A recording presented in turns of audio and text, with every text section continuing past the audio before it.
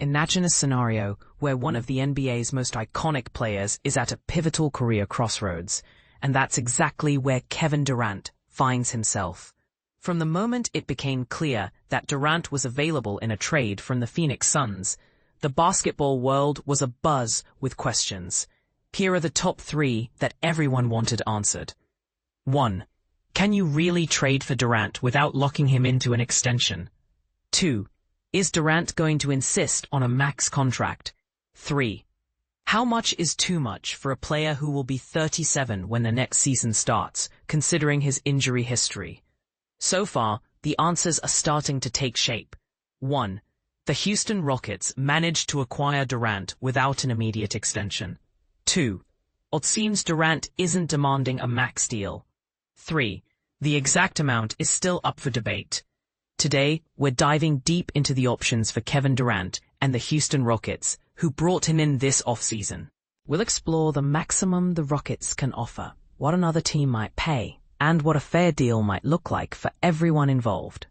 But here's where it gets interesting. Despite the widespread belief that Durant would need an extension as part of any trade, the Rockets didn't require one. This gives Houston some much-needed flexibility as they plan for the future.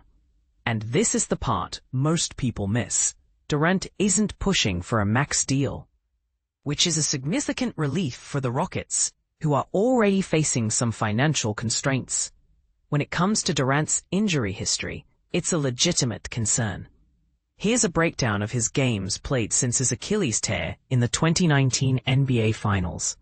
2019-20, 0 games. 2020-21, 35 games. 2021-22, 55 games. 2022-23, 47 games. 2023-24, 75 games. 2024-25, 62 games. That's a lot of missed time, and it's reasonable to expect more as he enters his late 30s.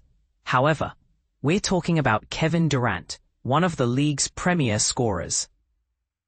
Since his return, he's averaged 27.9 points per game, shooting 53, 42, 88, along with 6.7 rebounds, 5.2 assists, and 1.2 blocks per game. His productivity and all-NBA level play mean he's still a highly sought-after asset. Now, let's break down the potential contract scenarios. The over 38 rule. Before we dive into the numbers, it's important to understand the over 38 rule. Durant will trigger this rule starting in the 2026-27 season, which complicates longer-term deals. To keep things simple, we'll focus on 2- and 3-year contracts. Extending with the Rockets, Durant is eligible for an extension with Houston and can sign one at any point this year. Given the over 38 rule, a 2-year extension is the most practical option. Here's what it might look like. 2025-26, $54,708,609. Final season of current contract. 2026-27, $57,915, $200. 2027-28, $62,548, $416. Total, 3 years, $175,172,225.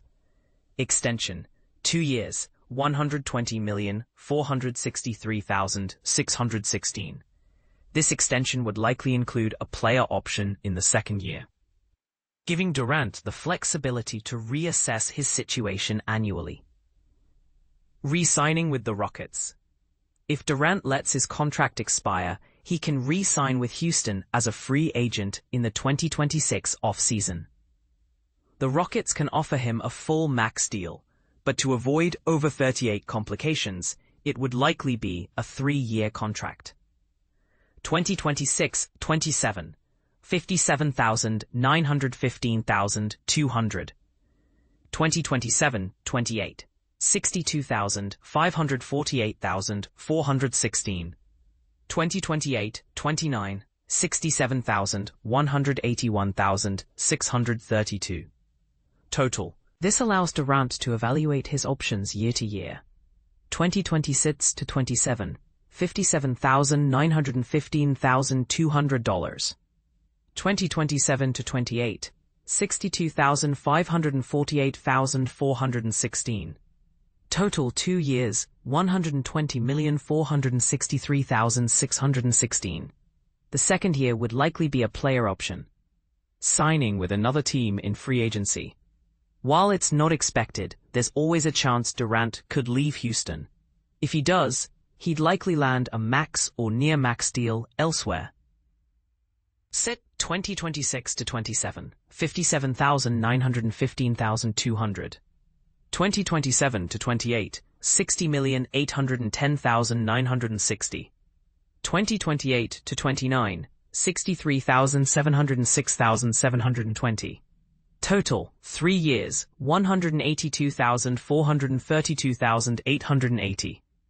This deal would start at 35% of the cap, but with smaller 5% raises, costing Durant about $5.2 million over 3 years.